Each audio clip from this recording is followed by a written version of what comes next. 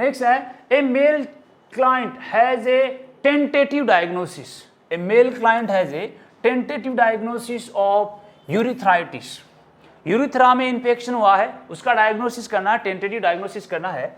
The nurse should assess the client for which manifestation of the disorder.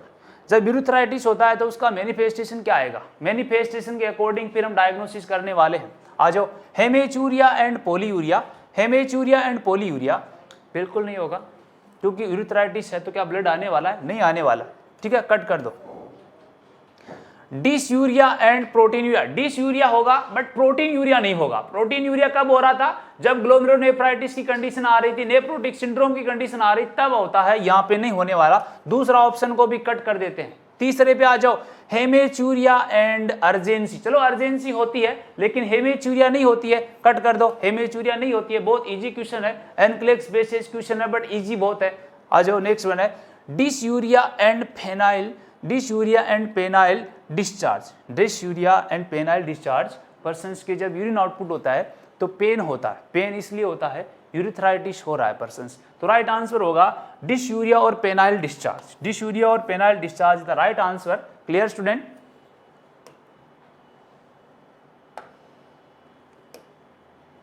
तो rational ये है कि urethritis the male client open result from यदि persons male के अंदर जो यूरिथ्राइटिस होती है, मेल में यूरिथ्राइटिस होती है, उसका मोस्ट कॉमन क्लेमाइडियल होता है।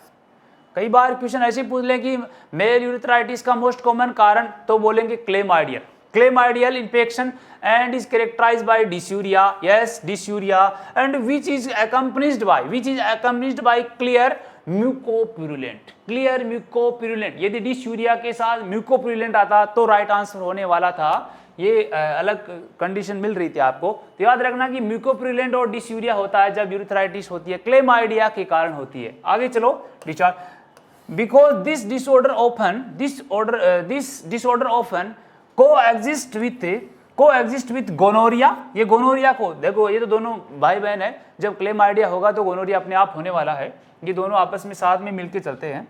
तो diagnostic done for both include culture और रैपिड ऐसे और कल्चर से पता लगा लेते हैं, ठीक है।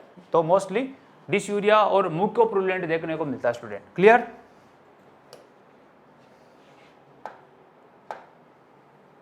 नेक्स्ट देखो, the nurse is instruct a client with diabetic mellitus. Person की क्या हो गया अभी, डीएम है, डायबिटिक मेलाइटस वाले पर्सन को इंस्ट्रक्शन दे रही है नर्स। क्या इंस्ट्रक्शन दे रही है? About the peritoneal dialysis, peritoneal cavity से डायलाइसिस करना है, इसके बारे में इंस्ट्रक्शन दे रही है डायबिटिक मदर को। The nurse tell the client that it is important to maintain prescribe dual time for the dialysis. Dual time, जब हम कोई डायलाइजेट होता है उसको क्या करते हैं, जब अंदर की तरफ इन्फ्लेट करते हैं वो टाइम होता है। तो ड्यूअल टाइम जब कितने टाइम तक रहेगा अंदर, हमने इन्फ्लेट किया और कितने टाइम तक रहेगा, इस प्रकार के टाइम को फॉर द डायलाइसिस के लिए, because of the risk of which complication. Diabetic baby है, जो भी है पर्सन डायबिटिक है, उसको इंस्ट्रक्शन दे रही है पेरिटोनियल डायलाइसिस में। और इंस्ट्रक्शन क्या दे रही है कि इंस्ट्रक्शन इस प्रकार का दे रहे हैं कि आपके जब फ्लूइड वगैरह अंदर की तरफ क्या करेंगे, इंसर्ट करेंगे, और वो कितने टाइम तक रहेगा, उस ड्यूअल टाइम के दौरान कौन सा कॉम्प्लिकेशन होने वाला उसके बारे में पहले बता देंगे, पहले बताना है। चलो, इन्फेक्शन, हाइपरग्लाइसीमिया, हाइपोफोस्फेटीमिया और डिसइक्विलिब्रियम सिंड्रोम। इन्फेक्शन है वो नहीं होता है। इन्फेक्शन हम असेप्टिक टेक्निक यूज करवाते हैं, इन्फेक्शन नहीं होने के चांस है। इसके अलावा हाइपरग्लाइसीमिया हो सकता है, हाइपोफोस्फेटीमिया नहीं होने वाला, फोस्फेट का लेवल इसमें कम नहीं होने वाला है, ये मेंटेन करता है। डिसइक्विलिब्रियम होता है, लेकिन डायबिटिक मेलाइटस में क्या, ये तो सब में देखने को मिलता है, लेकिन ये बहुत रेयरली होता है। ये ज़्यादा जब किडनी से, स्पेशली जब हम डायरेक्ट वेन से करते हैं तब ज़्यादा देखने को मिलता है, तो डिसइक्विलिब्रियम सिंड्रोम नहीं होने वाला है, हाइपोफोस्फेटेमिया नहीं होने वाला है, इन्फेक्शन नहीं होने वाला है। चांस किसके ज़्यादा होते हैं? हाइपरग्लाइसीमिया। हाइपरग्लाइसीमिया ग्लूकोज का लेवल बढ़ जाएगा, क्योंकि कंटेंट्स में कई बार क्या करते हैं, ग्लूकोज भी ऐड करवाते हैं और ऑलरेडी बॉडी में ग्लूकोज होता है तो ग्लूकोज का लेवल बढ़ा देता है। ठीक है, डायबिटीज मेलाइटिस में ग्लूकोज बढ़ने के चांस ज़्यादा रहते हैं। ये पहले इंस्ट्रक्शन देती है नर्स। तो देखो इसमें एक्सप्लेनेशन दिया है कि an extended dwell time increase the risk of hyperglycaemia. यदि टाइम बढ़ा गया डायबिटीज वाले पर्सन्स में तो हाइपरग्लाइसीमिया कर देगा। In the client with diabetes mellitus as a result of absorption of glucose from the dialysate. हमने पहले देखा था कि डायलाइसेट में ग्लूकोज हम यूज करवाते हैं, ग्लूकोज कंटेंट यूज करवाते हैं। आपने ज्यादा टाइम तक उसको अंदर रखा है, ज्यादा टाइम तक अंदर रखा है तो वो ग्लूकोज को क्या कर लेगा, रीअब्जॉर्ब कर लेगा और किसका लेवल बढ़ा देगा, ग्लूकोज का। हाइपरग्लाइसीमिया कर देगा और इलेक्ट्रोलाइट को चेंज कर देगा। ये मोस्ट कॉमन कॉम्प्लिकेशन होते हैं, तो ये आपको याद रखने हैं। इसके अलावा देखो डायबिटीज क्लाइंट में require extra insulin when receive peritoneal dialysis. जब भी पेरिटोनियल डायलाइसिस उसका किया जाता है तो उसको एक्स्ट्रा इंसुलिन देते हैं। याद रहेगा कि पर्सन्स के पेरिटोनियल डायलाइसिस में एक्स्ट्रा इंसुलिन क्यों देते हैं, क्योंकि आपने जो डायलाइसेट यूज किया उसमें ग्लूकोज है, ग्लूकोज ज्यादा टाइम तक रहेगा तो बॉडी एब्जॉर्ब कर लेगी, किसका लेवल, ग्लूकोज का लेवल बढ़ा देगी। इसलिए किसकी जरूरत होती है, यहाँ पे इंसुलिन की जरूरत होती है। इंसुलिन की जरूरत ज्यादा रहेगी, एक्स्ट्रा। देखो नेक्स्ट क्वेश्चन देखते हैं। A week after kidney transplantation, persons के किडनी ट्रांसप्लांट किया है, एक वीक के बाद में client develop a temperature of 101 degree Fahrenheit. Temperature ज़्यादा हो गया, मतलब रिजेक्ट का इंडिकेट करा रही है बच्चों। जब भी किडनी के ट्रांसप्लांट के बाद में टेम्परेचर बढ़ता है, इसका मतलब आपके जो किडनी लगाई है वो एक्सेप्ट नहीं किया है, बॉडी ने एक्सेप्ट नहीं किया है, तो यहां से बात पकड़ लो कि टेम्परेचर ज़्यादा है तो इन्फेक्शन हुआ है। ठीक है, the blood pressure is elevated, blood pressure बढ़ गया क्योंकि किडनी ने काम नहीं किया है तो फिल्टर नहीं हुआ। And the kidney is tender, kidney क्या है, टेंडर, टेंडरनेस आ रहा है। टेंडरनेस किसको बोलते हैं भाई, तो हम बोलते हैं दिस द सॉफ्टनेस पार्ट। जब सॉफ्टनेस पार्ट को हम प्रेस करते हैं तो पेन फील होता है, उसको बोलते हैं tender, tender. The X-ray indicate that the transplanted kidney is enlarge. Transplant kidney क्या हो रही है, इनलार्ज इसलिए हो रही है कि उसमें इन्फेक्शन हो गया, वो बॉडी एक्सेप्ट नहीं किया तो उसमें वेस्ट प्रोडक्ट का अक्यूमुलेशन हो गया, किडनी बहुत बड़ी हो गई है, नॉर्मल शेप से भी बड़ी हो गई है। यहां तक बात क्लियर होगी। आगे चलो, based on this assessment finding, ऐसा कुछ मिला तो ऐसी किडनी जो रिजेक्ट हुई वो किस टाइप की हुई। क्वेश्चन को वापस देखते हैं। क्वेश्चन क्या बोला, क्वेश्चन ये बोला कि एक पर्सन के हमने किडनी लगाई है, किडनी लगाने का 7 दिन हो गया है, किडनी लगाने के बाद में 7 दिन के बाद में पर्सन के टेम्परेचर बढ़ा हुआ मिला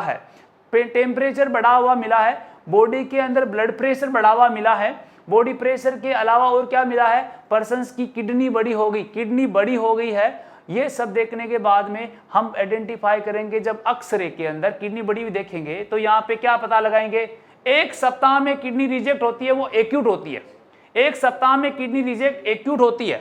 यस, तो एक्यूट रिजेक्शन है, बाद में लेट होती है वो क्रोनिक, जिसको किडनी रिजेक्ट इन्फेक्शन नहीं है, ये इन्फेक्शन नहीं है, किडनी रिजेक्ट के साइन है ये।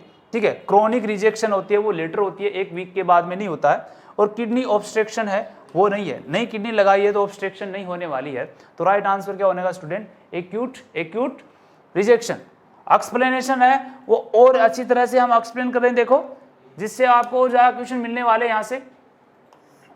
रेशनल क्या है, acute rejection most often occur in the first 2 week, 2 week तक किडनी रिजेक्ट होती है, एक्यूट वाली होती है। ये आपको कई बार क्वेश्चन पूछ लेते हैं कि 1-2 वीक से पहले की जो किडनी रिजेक्ट होती है कौन सी बोलते हैं, एक्यूट वाली बोलते हैं। क्लियर होगी पहली लाइन। दूसरी पे आ जाओ, ट्रांसप्लांटेशन किया है तब क्लिनिकल मैनिफेस्टेशन क्या आने वाले हैं, 2 वीक से पहले किडनी रिजेक्ट हो जाएगी, पर्सन के फीवर होगा, हमने देखा टेम्परेचर 101 डिग्री हो रहा था। ठीक है, इसके अलावा मेलेज होता है पर्सन के, एलिवेटेड WBC, इन्फेक्शन में WBC बढ़ने वाली है भाई, एक्यूट हाइपरटेंशन होता है, किडनी से ब्लड फिल्टर नहीं हो रहा है। ग्राफ्टेड किडनी होती है, वो टेंडरनेस होती है और डिटोरिएशन रीनल फंक्शन, ये सारे मिलने वाले हैं। एक्यूट रीनल किडनी होगी, टेम्परेचर बढ़ेगा, हाइपरटेंशन होगा, टेम्परेचर बढ़ेगा, हाइपरटेंशन होगा, किडनी रिजेक्ट करने का कारण किडनी लार्ज हो जाएगी, ये सारे एक्यूट में मिलने वाले। चलो क्रोनिक की बात कर लेते थोड़ी सी।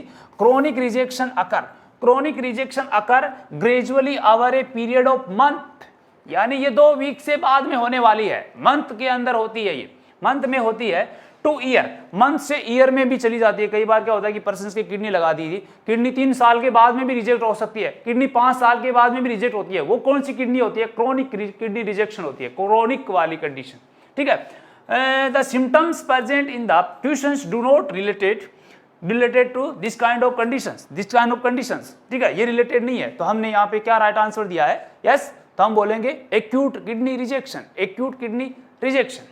तो ये आपको यहाँ पे क्वेश्चन आपका क्लियर हो गया। ये एनक्लेक्स बेस्ड क्वेश्चन है और ये घुमा के भी दे देंगे तो भी गलत नहीं करने वाले, क्योंकि हमने सारा यहाँ पे रेशनल देख लिया कि एक्यूट के कितने यहाँ पे मैनिफेस्टेशन आपको मिला है। यस, नेक्स्ट बात करने वाले हैं, बंद कर दो रे। नेक्स्ट क्वेश्चंस की बात करते हैं। 44 क्वेश्चंस है रीनल एमसीक्यूज के, एनक्लेक्स बेसिक क्वेश्चन है, इंपॉर्टेंट क्वेश्चन है। देखो, a client is admitted to the recovery room, यानी एक पर्सन को रिकवरी रूम के अंदर एडमिट किया गया है आफ्टर सिस्टोस्कोपी मतलब एग्जामिनेशन, ब्लडर का एग्जामिनेशन किया गया है विथ बायोप्सी के द्वारा ब्लडर का, स्पेशल ब्लडर का एग्जामिनेशन किया गया। Before the nurse can discharge the client, persons को डिस्चार्ज करने से पहले the nurse should be sure the client, यानी पर्सन्स को घर पे भेजा जा रहा है। घर पे भेजने से पहले हम यहाँ पे क्या करेंगे? पर्सन्स के कुछ कंसर्न्स रखेंगे। वो क्या रखने वाले हैं? देखो, पर्सन्स का क्या किया यहाँ पे हमने? यस, पर्सन्स का हमने सिस्टोस्कोपी किया है, मतलब एक तरह से ब्लडर का एग्जामिनेशन किया है, ब्लडर एग्जामिनेशन किया है। क्यों किया है? बायोप्सी के लिए किया है। पर्सन्स को अभी डिस्चार्ज किया जा रहा है। नर्स क्या कंसर्न करेगी? नर्स शुड बी श्योर, क्या श्योर करेगी? यस, पहला है his bowel movement. Bowel movement यहाँ पे रिलेटेड ही नहीं होते, क्योंकि ये तो इंटेस्टाइनल के मूवमेंट होते हैं, तो ये मूवमेंट रिलेटेड नहीं होते हैं, ब्लडर से रिलेटेड नहीं है। पहला क्वेश्चन है, पहला ऑप्शन यहाँ पे कट हो गया। सेकेंड वन है has receive the first dose of pen medicine. यहाँ पे पेन मेडिसिन है, वो तो पहले से चलता है, तो यहाँ पे ये श्योर नहीं होता है, ये श्योर नहीं करेगी, ये भी एक डेंजरस नहीं है। इसके अलावा हैज वॉइडिंग और लास्ट वन है has no blood in the urine, ठीक है। ये तो क्या आगे कॉम्प्लिकेशन कुछ टाइम के लिए देखने को मिल सकता है, क्योंकि हमने बायोप्सी किया है तो कई बार रप्चर हो सकते हैं, लेकिन this one is the most important. Has voided का मतलब पर्सन्स को यूरिन पास आउट होना चाहिए। यदि यूरिन पास आउट नहीं हो रहा है, इसका मतलब ऑब्स्ट्रक्शन आ गया है, पर्सन्स के ऑब्स्ट्रक्शन आ गया है, रुकावट पैदा हो गई है। तो यहाँ पे नर्स को ये श्योर किया जाता है कि जब भी सिस्टोस्कोपी करते हैं, सिस्टोस्कोपी की तरफ बायोप्सी करते हैं, तो उसके अंदर नर्स को पर्सन्स को क्या होना चाहिए? हैज वॉइडेड होना चाहिए, यूरिन पास आउट होना चाहिए। और जैसे नॉर्मल हम बोलते हैं कि 30 ml पर आवरली होना चाहिए स्टूडेंट, ठीक है। पर डे की बात करें तो पर डे अप्रोक्सीमेटली 1 से 1.5 ml लीटर हो गया है। लीटर पर डे क्या होने? यूरिन का पास आउट होना चाहिए। नॉर्मल है, इससे कम हो रहा है तो वो एक तरह से ब्लडर है, वो प्रॉपर रूप से फंक्शन नहीं कर रहा है, ठीक है। तो इसका हमने रेशनल देखते हैं। इसका देखो, इसका हमने देखा कि the nurse should verify that the client has voided. Client क्या करना चाहिए? यूरिन पास आउट करना चाहिए प्रायर टू डिस्चार्ज से पहले। ऐसे नहीं कि घर पे भेज दिया, घर पे भेजने के बाद में उसके प्रॉब्लम होने वाली है, तो उससे पहले क्या कर लेते हैं? ये श्योर कर लेते हैं। In order to evaluate bladder function, इससे क्या पता चलता है कि ब्लडर के फंक्शन है वो प्रॉपर रूप से डेवलप हो रहे हैं। Yes, clear. Bowel function is not expected to be affected by this procedure. इस प्रोसीजर से बाउल फंक्शन तो प्रभावित हो ही नहीं रहे, क्योंकि हम तो ब्लडर की बायोप्सी कर रहे हैं, तो बाउल यहाँ पे फंक्शन है वो प्रभावित नहीं होंगे। There may be not there may not be needed to pain medication, इसमें पेन मेडिकेशन की जरूरत नहीं होती है। Immediate post procedure and before, मतलब प्रोसीजर के बाद में और पहले मेडिसिन की यहाँ पे जरूरत नहीं होती है, तो वो मेडिसिन वाला ऑप्शन है वो यहाँ पे सही नहीं है। इसके अलावा discharge, before discharge the nurse should assess the client pain status and inform the client about the use and side effect of the medication। यानी जब पेन मेडिकेशन देना भी है, बाद में देते हैं, तो उसके बारे में सारा एक्सप्लेनेशन करते हैं कि पेन मेडिसिन आप लोगे तो उसके साइड इफेक्ट क्या होंगे, उनके बारे में सारा एक्सप्लेनेशन किया जाएगा। It is a normal of the client to have haematuria, yes. हमने देखो लास्ट का ऑप्शन पढ़ा था कि पर्सन्स के हेमेचूरिया हो रही है, तो ये नॉर्मल कंडीशंस है, मतलब कुछ टाइम के लिए हेमेचूरिया होगी, ठीक है, तो ये श्योर करने की जरूरत नहीं होती है, लेकिन यहाँ पे वॉइडिंग होना जरूरी है। तो इस प्रकार का क्वेश्चन आए तो आप इजीली इसको क्लियर करते हुए चलेंगे, ठीक है। कि पर्सन्स की सिस्टोस्कोपी बायोप्सी किया है, तो उसमें नर्स क्या करेगी कि ब्लेडर काम कर रहा है या नहीं करा, उसके लिए कंसर्न किया जाता है, यस। तो ये क्वेश्चन आपका क्लियर हो गया। आगे चलते हैं, देखो नेक्स्ट वन है 45 क्वेश्चन है। क्वेश्चन क्या है कि है हाई कार्बोहाइड्रेट, हम पर्सन्स को क्या कौन सी डाइट देते हैं, हाई कार्बोहाइड्रेट डाइट देते हैं। हाई कार्बोहाइड्रेट डाइट जो कैलोरी देने वाली डाइट होती है, और कैसी प्रोटीन, लो प्रोटीन डाइट, यानी ज़्यादा कार्बोहाइड्रेट वाली डाइट देते हैं, लो प्रोटीन वाली डाइट देते हैं। प्रेस्क्राइब फॉर द क्लाइंट, कौन से क्लाइंट को, वो जिनके एक्यूट रीनल फेलियर वाली कंडीशन है, मतलब किडनी फंक्शन नहीं कर रही है, किडनी प्रॉपर रूप से फंक्शन नहीं कर रही है, उन वाले पर्सन्स को हाई कार्बोहाइड्रेट और लो प्रोटीन डाइट देते हैं। The intended outcome of the diet is to, ये डाइट देने का पर्पज क्या है भाई, हम हाई कार्बोहाइड्रेट डाइट क्यों देते हैं, लो प्रोटीन डाइट क्यों देते हैं, तो इसके यहाँ पे आउटकम क्या देखने को मिलेंगे, पहला देखते हैं। एक्ट एज ए डायरेटिक्स नहीं है, ये डायरेटिक की तरह काम नहीं करता। डायरेटिक का मतलब यूरिन पास आउट ज़्यादा करवाना, ये काम नहीं करता है, तो ये यूरिन पास आउट की तरह काम नहीं करता है, डायरेटिक की तरह काम नहीं करेगा। Reduce demand on the liver की डिमांड को कम करेगा। इसके अलावा help maintain urine acidity, prevent the development of ketosis. Reduce demand of the liver, देखो लीवर यहाँ पे कोई प्रभावित नहीं हुआ है। लीवर पहले भी प्रोटीन का क्या कर रहा था, सिंथेसाइज कर रहा था, अभी भी सिंथेसाइज करेगा, तो लीवर यहाँ पे प्रभावित नहीं होगा। यहाँ पे प्रभावित कौन हो रहा है, किडनी हो रहा है, तो दूसरा ऑप्शन कट हो गया। तीसरे पे आ जाओ, help maintain urine acidity. Carbohydrate, high carbohydrate low protein है, वो कभी भी एसिडिटी को क्या नहीं करता है, मेंटेन नहीं करता है, एक तरह से एसिडिटी को मेंटेन नहीं करता है। कार्बोहाइड्रेट एनर्जी प्रोवाइड करवाता है, और ये एसिडिटी से रिलेटेड नहीं होता है। तो राइट आंसर क्या होगा student, prevent the yes development of ketosis को परवेंट करने के लिए ऐसा कुछ करते हैं, क्योंकि एक्यूट रीनल फेलियर की कंडीशंस होती है, तो जिस पर्सन्स को आप कार्बोहाइड्रेट कम देते हो और कौन सी डाइट ज़्यादा देते हो, फैट वाली डाइट देते हो। इसके अलावा पर्सन्स को हाई प्रोटीन वाली डाइट देते हो, हाई प्रोटीन और फैट वाली डाइट देते हैं, तो क्या होता है कि कार्बोहाइड्रेट नहीं होने के कारण सेकेंडरी सोर्सेज का काम फैट करती है, और जब फैट का मेटाबॉलिज्म होता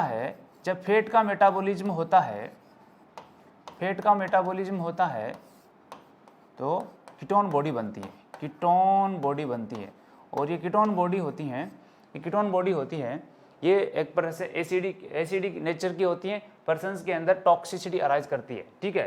तो इस प्रकार से यदि आपने कार्बोहाइड्रेट ज़्यादा दे दिया तो फैट का यूटिलाइजेशन नहीं होगा, और फैट का यूटिलाइजेशन नहीं होगा तो कीटोन बॉडी नहीं बनेगी। और यहाँ पे ऑप्शन क्या बोल रहा है, परवेंट द डेवलपमेंट ऑफ कीटोसिस को परवेंट करने के लिए कौन सी डाइट देते हैं, फैट वाली डाइट देते हैं। क्लियर, फैट वाली डाइट देते हैं। देखो तो कार्बोहाइड्रेट वाली डाइट देते हैं। अब देखो आगे इसका रेशनल है कि high carbohydrate food meet the body caloric needs, ज़्यादा कार्बोहाइड्रेट वाली डाइट देंगे तो बॉडी को कौन सी नीड कंप्लीट हो जाएगी, यस, तो बॉडी को कैलोरिक नीड कंप्लीट हो जाएगी। एक बात क्लियर, कैलोरिक नीड कंप्लीट हो जाएगी। ड्यूरिंग एक्यूट रीनल फेलियर के दौरान protein is limited because it breakdown में result in the accumulation of toxic waste product. जब आप प्रोटीन ज़्यादा अमाउंट में दोगे तो प्रोटीन क्या करेगी, टॉक्सिक वेस्ट प्रोडक्ट को बढ़ाएगी, टॉक्सिक वेस्ट प्रोडक्ट बढ़ेंगे, बॉडी के लिए हानिकारक होंगे। The main goal of nutritional therapy in acute renal failure is to decrease catabolism. Protein कम देने का रीजन था, प्रोटीन कम ब्रेकडाउन होगी, तो वेस्ट प्रोडक्ट कम बनेंगे, वेस्ट प्रोडक्ट कम बनेंगे। Protein catabolism cause increase level of urea. आपको पता है कि प्रोटीन टूटती है तो किस में कन्वर्ट होती है, यूरिया में। यूरिया क्या है, एक वेस्ट प्रोडक्ट है, बॉडी के लिए कोई यूजफुल नहीं होता है, यूरिन के द्वारा एक्सक्रीट हो जाता है। यहाँ पे किडनी की प्रॉब्लम है, एक्यूट रीनल फेलियर है, ज़्यादा यूरिया बनेगा, किडनी एक्सक्रीट नहीं कर पाएगी, वेस्ट प्रोडक्ट बढ़ते जाएंगे बॉडी में, इसलिए प्रोटीन कम देना है। Carbohydrate provide energy. कार्बोहाइड्रेट क्या प्रोवाइड करता है, एनर्जी को प्रोवाइड करता है, और किसको ब्रेकडाउन नहीं होने देता है, decrease the need of the protein breakdown. भाई जब कार्बोहाइड्रेट एनर्जी है वो देता रहेगा, कैलोरी की डिमांड को पूरा करता रहेगा, तो प्रोटीन है वो यूटिलाइज नहीं होगा और यूरिया का प्रोडक्शन नहीं होगा जब रीनल फेलियर की कंडीशंस होती है। आगे देखते हैं, they do not have a diuretic effect. ये डायरेटिक इफेक्ट नहीं लेते हैं, ये डायरेटिक इफेक्ट नहीं लेते हैं, हमने देखा था ये एक्ट कैसे एक्ट नहीं करते हैं, डायरेटिक जैसे एक्ट नहीं करते हैं। Some specific carbohydrate influence urine pH. कुछ होते हैं जो इन्फ्लुएंस करते हैं, लेकिन यहाँ पे कुछ की बात नहीं कर रहे हैं, हम सबकी बात कर रहे हैं।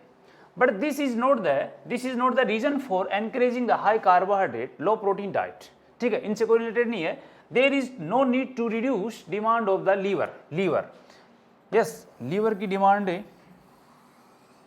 को कम नहीं करते हैं। Dietary manipulation in the act renal failure. ये जो डाइटरी मैनिपुलेट की जा रही है ये एक्यूट रीनल फेलियर के लिए की जा रही है, लीवर से रिलेटेड बात नहीं है। तो यहाँ पे कुछ बातें समझ में आएगी। हाई कार्बोहाइड्रेट डाइट देने का यहाँ पे मेन मकसद क्या था, ठीक है, पर्सन्स के अंदर क्या करना है, कीटोसिस को कम करना है। Yes, clear. आगे देखो,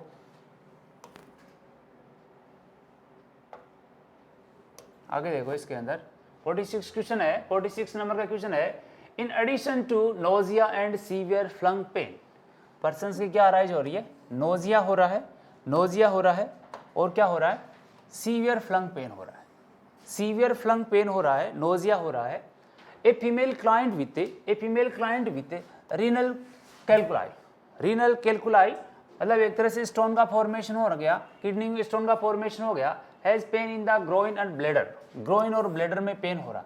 देखो क्या हुआ था कि पर्सन्स के ये फ्लंक वाला एरिया था, इस फ्लंक वाले एरिया में क्या क्या अराइज हो रही थी, इसके अंदर पर्सन्स के फ्लंक का पेन हो रहा था और इस पेन के कारण पर्सन को नोजिया हो रही थी। ये दो कंडीशन आपको देखने को मिल रही थी।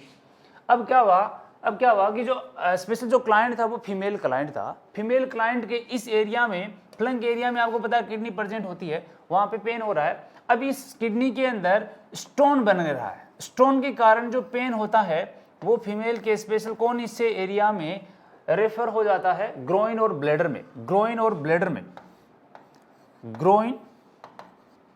ब्लेडर एरिया में पेन क्या हो गया, स्प्लिड हो गया। जबकि प्रॉब्लम कहाँ है, किडनी के अंदर स्टोन बनने से किडनी के अंदर फ्लंक एरिया के अंदर और नोजिया की कंडीशंस हो रही थी वहां पे। ठीक है, the nurse should assess the client further for sign. ये किस प्रकार की साइन होते हैं कि पर्सन्स के फ्लंक एरिया में किडनी के अंदर स्टोन होने से वहां पे पेन हो रहा था, उसी पेन के कारण पर्सन को नोजिया हो रही थी, लेकिन वही पेन आपको कहाँ फील होने लग गया था, ब्लेडर के अंदर और ग्रोइन में पेन, यानी कि किडनी से पेन रेफर हुआ है। देखो नेफ्राइटिस नहीं होता है, स्टोन के फॉर्मेशन हुई, यहाँ पे स्टोन का फॉर्मेशन हुआ है, इन्फ्लामेशन की कंडीशन नहीं आई। Referral pain, urinary retention, additional stone formation, any kind of other stone formation के कारण हुआ है। दूसरा स्टोन फॉर्मेशन हो गया तब हुआ है, नहीं है। यूरिनरी रिटेंशन है, यूरिनरी रिटेंशन में इसके अलावा रेफरल पेन का मतलब ये हुआ प्रॉब्लम फ्लंक एरिया में है, लेकिन फीमेल्स के अंदर कहाँ पे चले जाता है पेन, ग्रोइन और ब्लेडर में चला जाता है। कई बार क्वेश्चन पूछ लेते हैं कि किडनी के स्टोन में फीमेल के अंदर पेन कहाँ रेफर होता है, तो ग्रोइन और ब्लेडर में रेफर होता है, तो रेफरल पेन देखने को मिलता है। Clear student. देखो इसका डिटेल देखते हैं हम, इसका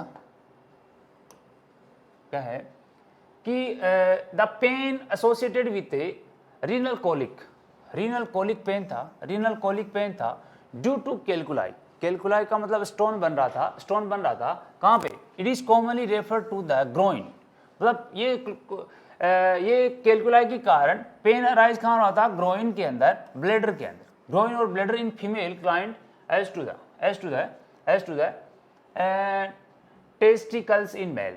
देखो दोनों की बात करेंगे। जब फीमेल के अंदर किडनी में स्टोन होते हैं तो पेन रेफर ग्रोइन और ब्लेडर में होता है, जबकि मेल में पेन कहाँ राइज होता है, रेफर कहाँ होता है, टेस्टिकल्स, टेस्टिकल्स एरिया में पेन अराइज होता है मेल के अंदर। अच्छा, अदर साइन है जैसे नोजिया, वोमिटिंग होना, एब्डोमिनल क्रैम्प्स आना, डायरिया में ऑल्सो भी प्रेजेंट, ये होते हैं, ये भी साथ साथ में होते हैं। जब पर्सन की स्टोन होती है तो डायरिया होता है, नोजिया, वोमिटिंग होती है, एब्डोमिनल पेन होते हैं, ये सारे होते हैं। और देखो आगे देखो, नेफ्राइटिस और urinary retention is unlikely cause of the referral pain. ये इससे रिलेटेड नहीं है कि यूरिन रिटेन हो रहा है या फिर नेफ्राइटिस हो रही है, ये इससे रिलेटेड नहीं है, किससे, रीनल स्टोन से रिलेटेड नहीं है। The type of pain describe in this situation is unlikely to be caused by additional stone formation. ये अदर चीजें होती है कि the pain is describe, this type of pain describe in the situation of unlikely. ये इससे related नहीं है कि दूसरा स्टोन बन गया, उससे रिलेटेड नहीं है। तो बात समझ में आई कि जब फ्लंग एरिया में पेन होता है तो रेफर किधर होता है, रेफर किधर होगा, यस, तो रेफर होगा फीमेल के अंदर ग्रोइन ब्लैडर में होगा और मेल में टेस्टिस में। ये आपको याद रखनी है, दोनों बातें आपको याद रखनी है।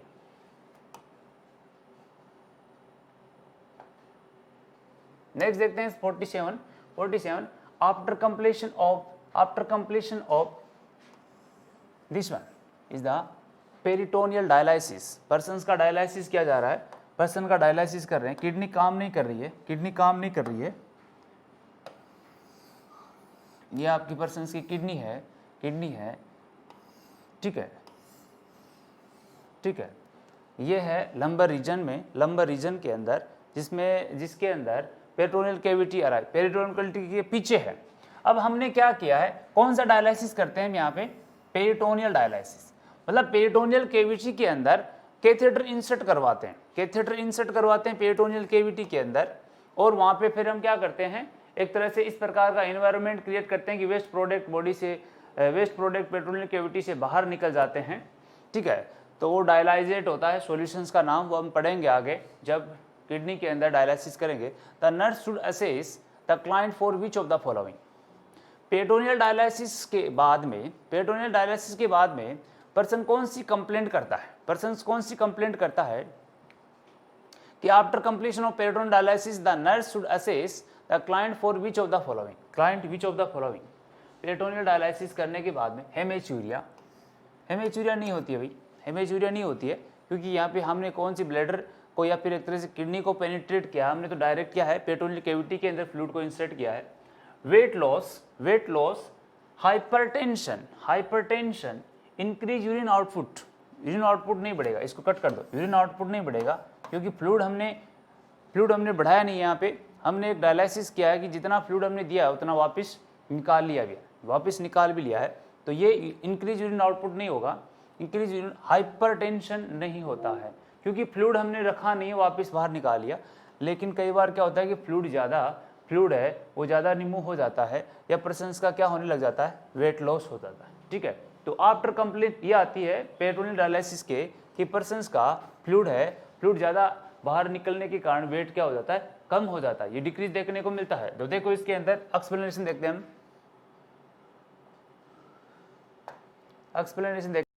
इसका कि वेट लॉस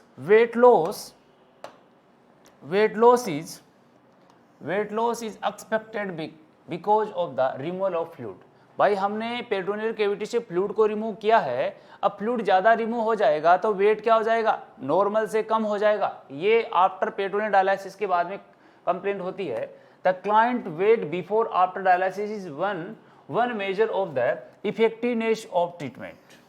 जब भी पेरिटोनियल डायलिसिस करेंगे उससे पहले और उसके बाद में दोनों टाइम क्या चेक करेंगे, ये वेट चेक करते हैं पर्सन्स का कि पहले इतना था अब भी इतना ही रहना चाहिए, कम नहीं होना चाहिए, ठीक है, ज़्यादा भी नहीं होना चाहिए क्योंकि रिटेंशन हो जाएगा। फिर blood pressure usually decrease because the removal of fluid. यहाँ पे हाइपरटेंशन नहीं होता है, फ्लूइड को हमने क्या किया है, निकाल लिया है, इसलिए हाइपरटेंशन नहीं होगा, हाइपोटेंशन होगा, बीपी कम हो जाएगी। Haematuria would not occur after completion of peritoneal dialysis. Haematuria नहीं होती है क्योंकि इसमें रप्चर नहीं होता है। Yes, dialysis only mainly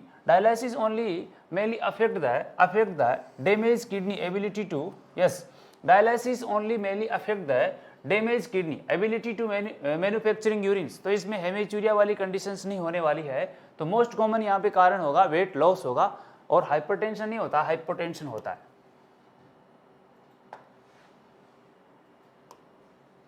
next देखते हैं, the client with first time bacterial cystitis, person की क्या हुआ है, पहली बार bacterial cystitis. What is cystitis? Cystitis का मतलब होता है इन्फ्लामेशन ऑफ यूरिथ्रा, यूरिनरी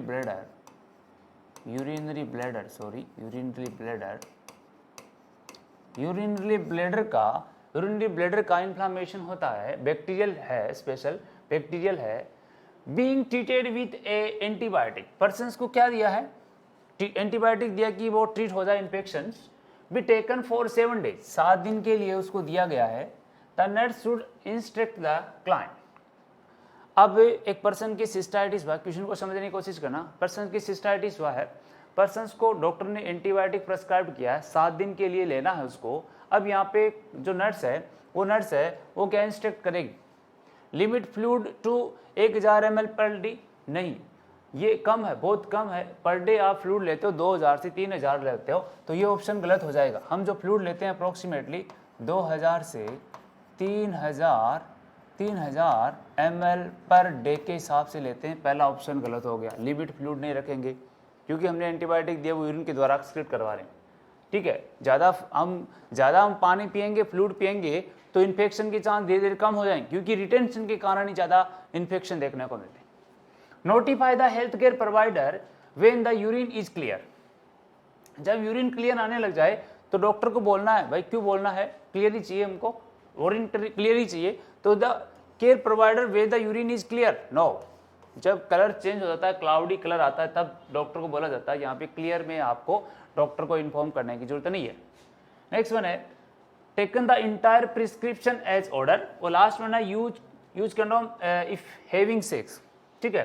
तो ये अनरिलेटेड थिंग्स है, ड्यूरिंग सेक्स के दौरान कंडोम यूज करना, ये अनरिलेटेड थिंग्स होती है। जबकि third one is the taken the entire prescription as order, doctor ने बोला 7 दिन तक मेडिसिन लेनी है तो 7 दिन पूरे लेनी है।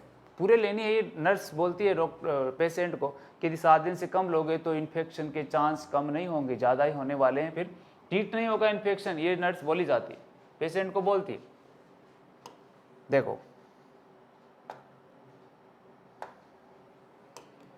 क्या है कि the client should take the prescription as order, यानी इंटायर प्रिस्क्रिप्शन को फॉलो करता है, the client should increase fluid 3000 ml per day, ठीक है। तो 1000 नहीं लेगा, 2 से ज़्यादा लेगा, 3000 ml फ्लूइड लेगा। इंक्रीज यूरिनेशन के कारण इन्फेक्शन के चांस कम हो जाएंगे। इवन थ्रू द यूरिन में भी become clear as a short period, it is not necessary to notify the health care provider, ठीक है। हमने ज़्यादा पानी पिया तो क्लियर आने लग जाएगा, तो इसमें डॉक्टर को नोटिफाई नहीं करने की जरूरत नहीं है। The client should continue take the entire prescription of antibiotic, 7 days का कोर्स दिया उसको पूरा फॉलो करना है। Cystitis is not sexual transmitted, ये सेक्सुअल ट्रांसमिटेड डिजीज नहीं है, इसलिए इसमें कंडोम का यूज करने की जरूरत नहीं होती। तो protections by using A condom is not necessary, ठीक है। तो राइट आंसर होगा 7 days का पूरा कोर्स यूज करना है। 49 क्वेश्चन है, client is receiving continue ambulatory peritoneal dialysis, person क्या कर रहा है, एम्बुलेटरी पेरिटोनियल डायलिसिस है, उसके कंटिन्यू वो रिसीव कर रहा है। The nurse should assess the client for which of the following sign of peritoneal infection, भाई पेरिटोनियल डायलिसिस कर रहा है पर्सन के, एम्बुलेटरी पेरिटोनियल डायलिसिस है, और उसमें ऐसा कौन सा साइन इन्फेक्शन का आएगा जिसे पता चलेगा कि पर्सन की क्या हो गया, पेरिटोनियल डायलिसिस के कारण इन्फेक्शन हो गया, पेरिटोनाइटिस हो गया, पेरिटोनियल इन्फेक्शन हुआ है। देखो बहुत इजी क्वेश्चन है ये, देखो क्लाउडी डायलाइसेट फ्लूइड, जब हम फ्लूइड को बाहर निकालेंगे तो फ्लूइड कैसा आएगा, क्लाउडी आएगा, okay. Swelling in the legs, भाई हम यहाँ पे कर रहे हैं पेरिटोनियल डायलिसिस, यहाँ पे कर रहे हैं, लेग में स्वेलिंग आ रही है, तो ये अनरिलेटेड होती है, पर्टिकुलर पार्ट पे आपको देखने को मिलेगी स्वेलिंग, वहाँ नहीं मिलेगी। Poor drainage of the डायलाइसेट fluid, धीरे धीरे फ्लूइड बाहर निकलेगा। Redness at the catheter insertion side, जहाँ कैथेटर साइड को इंसर्ट करते हैं वहाँ पे क्या देखने मिलेगी हमको, रेडनेस देखने को मिलेगी। तो रेडनेस तो कई बार है, हम प्रेशर की कांड देखने को मिल सकती है। ये भी ज़्यादा सीवियर बात नहीं होती है, लेकिन जो फर्स्ट वन वाली बात है वो ये है कि क्लाउडी डायलिसिस फ्लूइड, क्योंकि जो फ्लूइड हमने क्लियर डाला था वो यदि क्लाउडी आ रही है तो उसमें इन्फेक्शन है और इन्फेक्शन इंडिकेट करता है जब पेरिटोनियल डायलिसिस करते हैं। यस स्टूडेंट, तो देखते हैं इसके अंदर।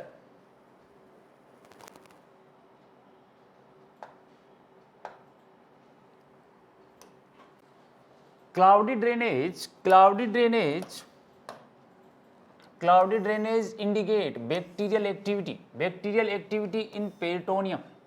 यदि क्लाउडी ड्रेनेज आ रहा है तो पेरिटोनियल कैविटी के अंदर बैक्टीरियल एक्टिविटी है वो देखने को मिलेगी। Other sign symptoms infections are fever और हाइपर एक्टिव होता है। देखो बाउल साउंड है, एब्डोमिनल पेन है, ये सारे होते हैं। स्वेलिंग लेग में इंडिकेट हार्ट फेलियर में देखने को मिलती है, क्योंकि उसमें क्या होता है कि फ्लूइड का अक्यूमुलेशन होता है लेग्स के अंदर। तो यहाँ पे पेरिटोनियल डायलिसिस में आपको लेग के अंदर एडिमा नहीं मिलेगी, लेग में एडिमा नहीं मिलेगी। ठीक है, नेक्स्ट वन है dialysis fluid is prescribed the result of A kidney the result of a king catheter. कई बार कैथेटर होता है वो दब जाता है, तब पूरा ड्रेनेज आता है तो उसको हम सही कर लेते हैं। ठीक है, वो इन्फेक्शन का कारण नहीं होता है कि फ्लूइड है वो धीरे धीरे बाहर निकल रहा है तो इन्फेक्शन हुआ है, नहीं, वो कई बार कैथेटर दब जाता है उसके कारण भी देखने को मिलता है, ये कारण नहीं होता। Redness at the insertion side indicate local infection, no peritonitis. भाई कई बार क्या होता है कि लोकल इन्फेक्शन में आपको वहाँ पे पार्ट रेडनेस होती है लेकिन पेरिटोनाइटिस नहीं होगा। पेरिटोनाइटिस में क्या होगा, क्लाउडिंग यूरिन आएगा, क्लाउडी ड्रेनेज देखने को मिलेगा।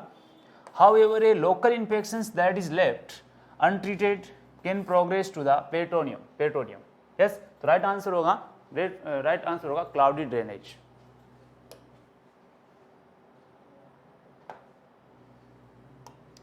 नेक्स्ट देखते हैं, the nurse should assess the client with bladder cancer for which of the following. Person की क्या हुआ, ब्लैडर में कैंसर हुआ है। ब्लैडर में कैंसर हुआ, बहुत इंपॉर्टेंट क्वेश्चन है स्टूडेंट। अभी जो 1 तारीख को एग्जाम होने वाली है इसमें बनने वाला क्वेश्चन है, नोट सेट का क्वेश्चन बनने वाला है और आपको यहाँ पे बहुत ज़्यादा अटेंशन देने की जरूरत है। 101% आपको 101% बनने के चांस हैं। देखो क्या है, ब्लैडर कैंसर, पर्सन्स के ब्लैडर में क्या हुआ है, कैंसर हुआ है। For which of the following, यानी ऐसा असेस करेंगे तो कौन सा साइन आपको मिलने वाला है। सुप्रा प्यूबिक पेन, प्यूबिस के ऊपर थोड़ा पेन होगा।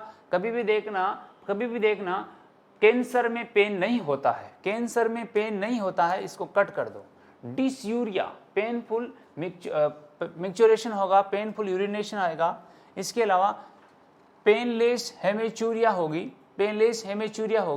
और लास्ट वन है यूरिन रिटेंशन होगा। तो राइट आंसर क्या होगा यहाँ पे, यस सॉरी, राइट आंसर क्या होगा पर्सन्स के अंदर। देखो वापस देखते हैं, सुप्राप्यूबिक पेन नहीं होता है, डिसयूरिया नहीं होती है, यूरिन रिटेंशन नहीं होगा जब तक वो ट्यूमर ज़्यादा बड़ी नहीं हो जाए और ओपनिंग को बंद नहीं कर दे तब तक ये क्या नहीं होगा, यूरिन रिटेंशन नहीं होगा।